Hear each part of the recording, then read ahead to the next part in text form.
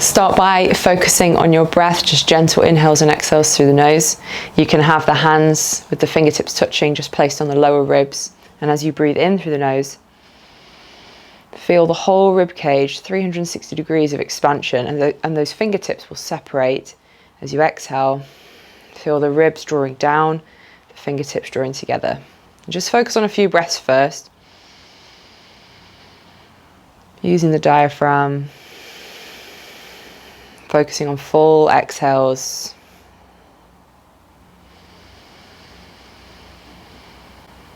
Gently slowing the breath down and lengthening the breath.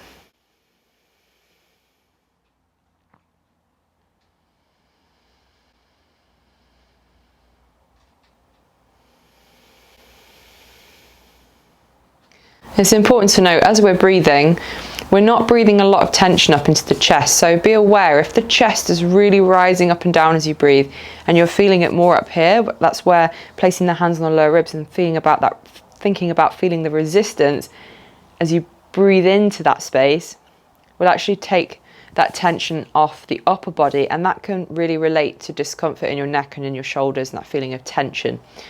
So the breath itself can really help to release that tension. What we're now going to do is squeeze our fist just gently, about 30%.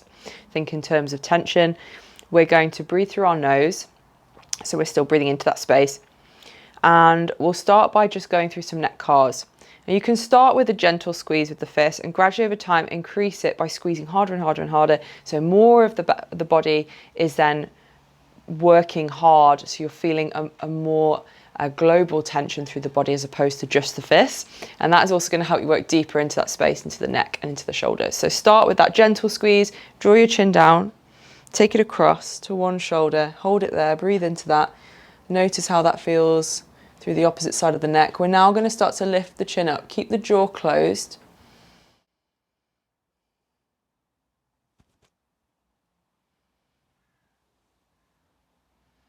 Moving all the way across to the opposite side, looking over that shoulder and slowly drawing the chin down.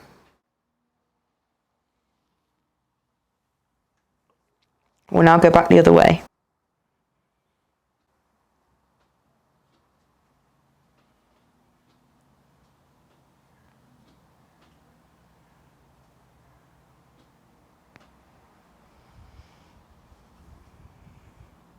That's one each way. Do another couple each way.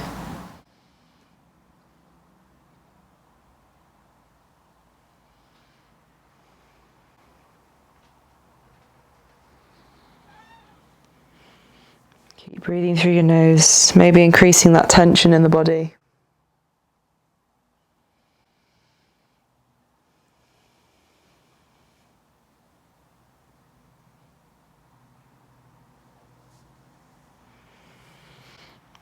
And again.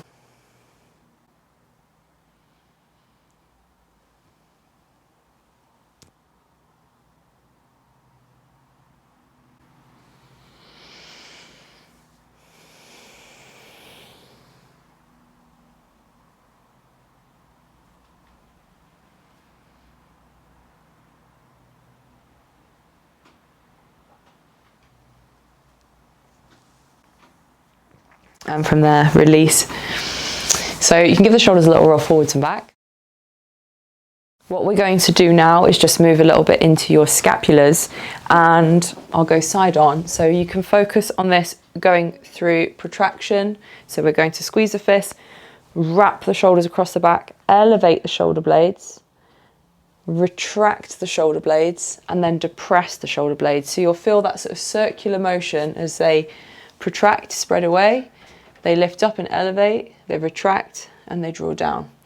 So again, protraction, elevation, retraction, and depression. And we'll do just a few cycles. You can change direction as well. Protract, elevate, retract, squeeze them back, draw them down into your back pockets. Again.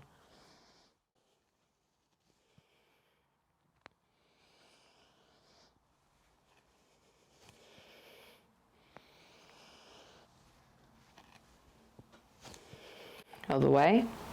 Retract, elevate, protract, depress.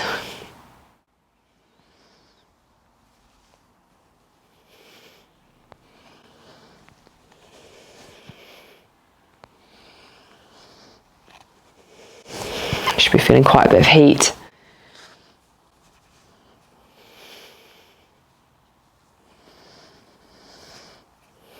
And then loosen off, give the shoulders a little roll forwards and back. I'm going to do another neck stretch.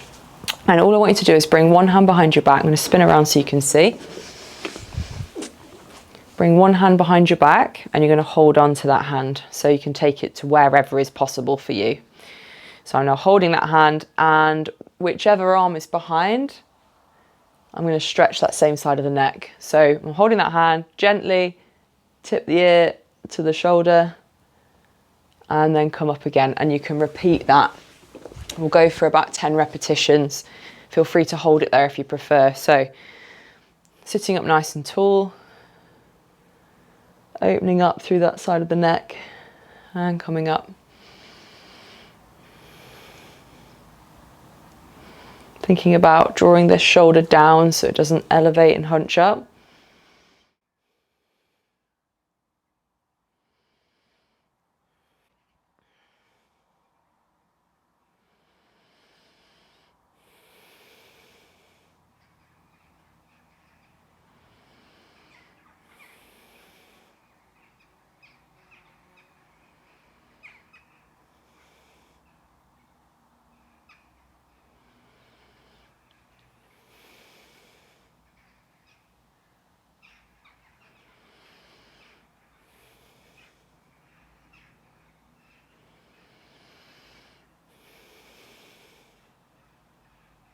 Once more, holding it there. Take a breath in through the nose. As you exhale, draw that shoulder down even more. And gently release, and we'll do the same on the other side, bringing the arm behind, holding onto it. And opening up through the side of the neck into the traps, just 10 times, or hold it there.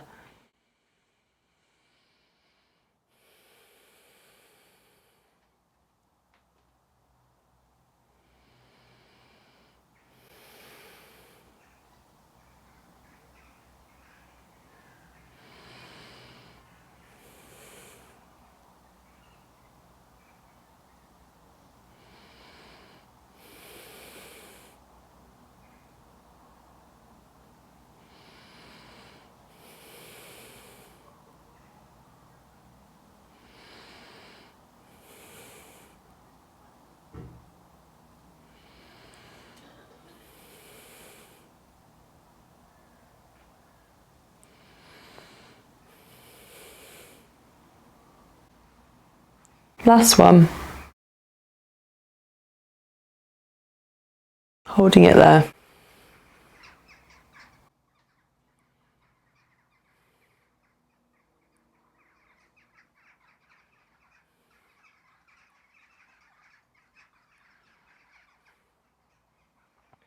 And gently release. Maybe give them a little roll forwards and back again.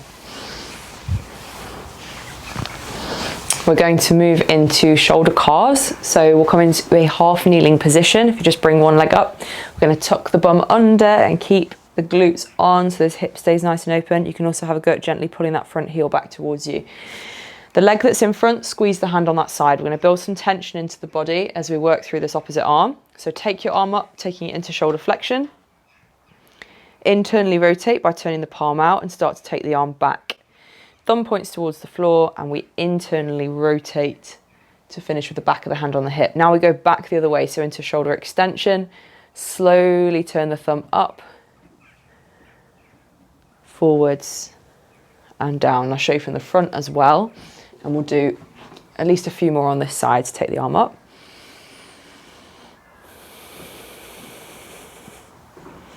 Internally rotate the shoulder and then reverse it. You can start to challenge it by building more tension into the body and working deeper into your end ranges.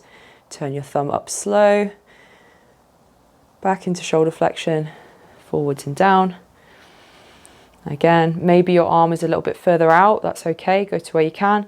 Into shoulder flexion, start to turn the palm out. Keep internally rotating it until the thumb points towards the ground, and then continue to internally rotate till the back of the hand comes to the hip, and then reverse. Find that end range extension, slowly rotate up.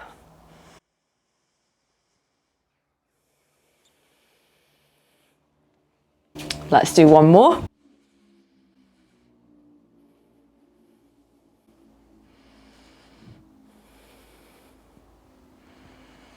Aiming not to twist from anywhere else in the body, so keep the trunk of the body nice and still. That's what building that tension to the body is going to help you do.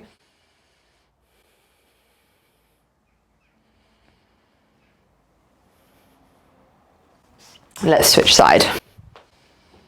Tuck the bum under, press the back hip open.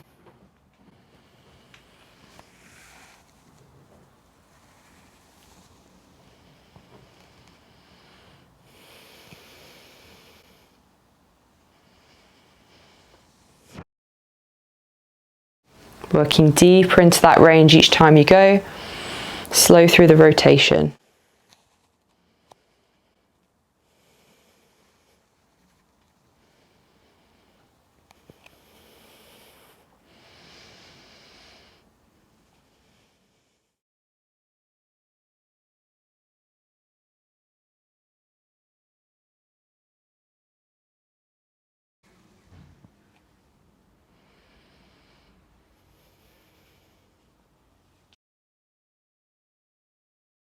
One more on this side.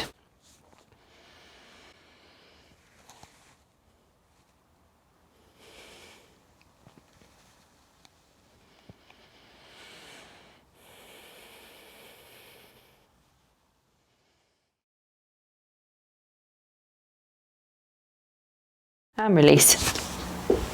And from there we'll go back into those scapular rotations, and what we're doing is protracting, elevating, retracting and depressing. You can do it in that kneeling position, or we can do this from a tabletop. So from here, protract, elevate, retract, depress.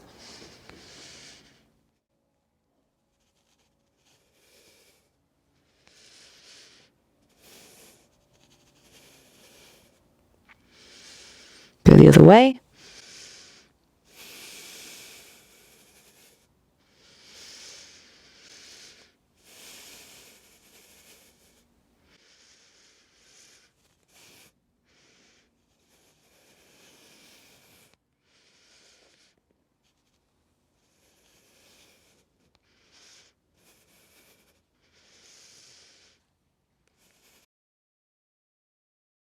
And release. We're going to go into the wrists. Okay, so let's have the palms down, index fingers pointing forwards, and just drive the shoulders forwards and back, keeping the arms straight. Grip down with the top pads of the fingers.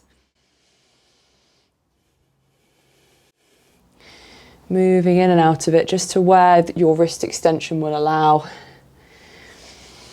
You can hold it, shoulders over the wrists. You can be tabletop, you can be half plank or full plank. Move side to side a little. What we're going to do is add some raises, and again these can be done from tabletop like I'm going to do, or you can make it harder by going into a half plank or a full plank. And what we're going to do is raise the heels of the hands up and down, still feeling the top pads of the fingers gripping into the ground, but just raise up and down, up and down, up and down. And we're going to start to feel some heat into the forearms, training our wrist flexors.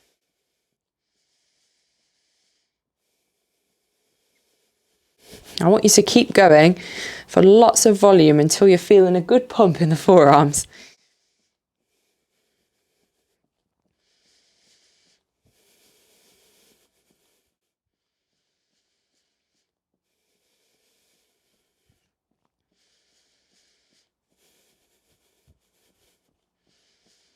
Okay, once you've got a good bit of heat into the forearms there, it's a great drill that you can do to work on some strength for your wrist flexors. We're now going to do the same for the extensors. And first of all, just have the backs of the hands on the ground. And what we'll do first is just have the fingers pointing towards your knees. Spin back around so you can see. So I've gone here. Arms can be bent. And then I want you to try to press the armpits of the elbows forwards, and that will help you extend the arm as the shoulder rotates. And what we can do from here is just gently move back and forth, move around into it. Once again, you can challenge this up by lengthening your body out. So the closer your hands are to your body, the easier and the less pressure you're going to put into the wrist. But as you start to progress, you can even take this as far as a full plank. So definitely work to challenge that up over time. If this is new to you, then definitely keep everything nice and close together to start as we build strength over time. Okay, once the backs of the hands are just stretched out a little bit there, you can shake them out. What we're going to do is work into the wrist extensors. So now I'll face this way so you can see. If we have the fingertips towards each other this time, I'm going to press into the backs of the hands, backs of the fingers, and then close the fists. But the intention needs to be there that I am driving the backs of my fingers into the ground, like they're resisting against the floor, because otherwise, if you just kind of move fast in and out of it, you're probably not really going to get anywhere with actually building some heat and strength. So let's go press, press, press, press, press, lift and close the fist and go back out. You can go all the way down. You can let the elbows bend, push and lift. You can load it up further by lengthening the body out more. Once again, lots of volume until you're feeling lots of heat into the back of the forearm, working those wrist extensors, the muscles that pull the wrist into extension.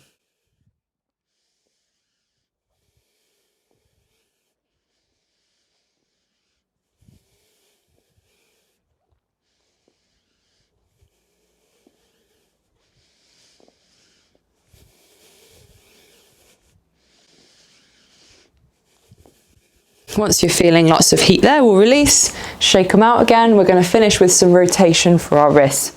Sit comfortably, and for this one, we're going to block the forearm. We want to keep the elbow and wrist in line, so you can just kind of block that into the side of your body, and you can even just place the other opposite hand underneath it to stop the arm moving around. We're going to take the wrist into extension. Actively extending your wrist, I want your intention here to be closing the angle between the back of the hand and the forearm. So you're going to consistently pull it more and more and more. You're going to feel more heat there. Now you're going to follow the line of your thumb. So you're going to start to turn the wrist towards the thumb until it comes all the way up into flexion. Once again, closing that angle between the palm of the hand and the forearm. And then follow the little finger all the way around, down, back into extension. We'll now go the opposite way. So from extension, we're going to follow the little finger, turning your way up into flexion, building in tension. You can make this nice and easy to begin with, just to learn the movement pattern. Follow the thumb all the way down into extension. And now let's go back the other way. Follow the thumb up into flexion. Follow the little finger down into extension, and just keep changing direction each time. To start to make this harder, you're just going to hold it for longer and build more tension to the body, really focusing on blocking this forearm so the arm doesn't start to rotate for the wrist.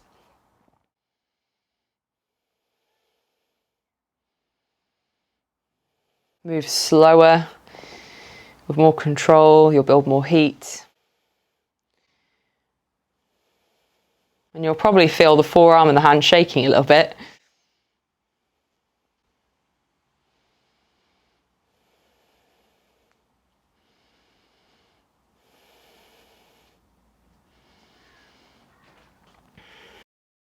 Actively closing those angles.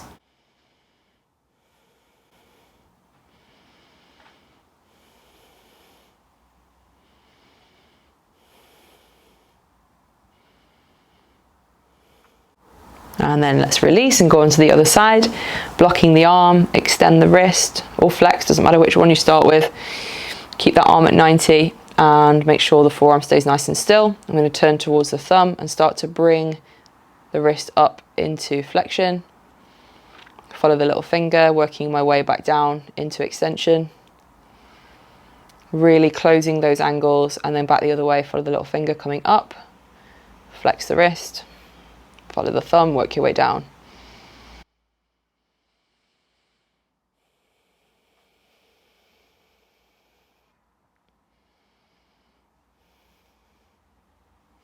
Keep moving side to side. Building in some more heat, challenging the wrists and the forearm more.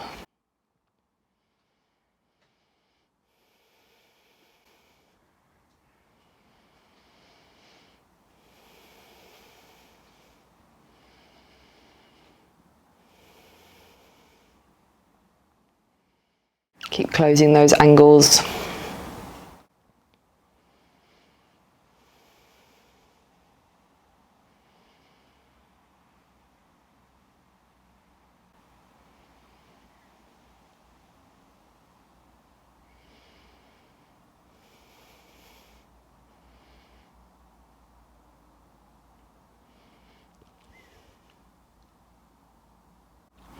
And from there, release, shake the arms out. Hopefully your neck, your shoulders and your wrists feel good for that one. Everything is linked. So if we have tension at the shoulder, we might be feeling discomfort at the wrist or vice versa.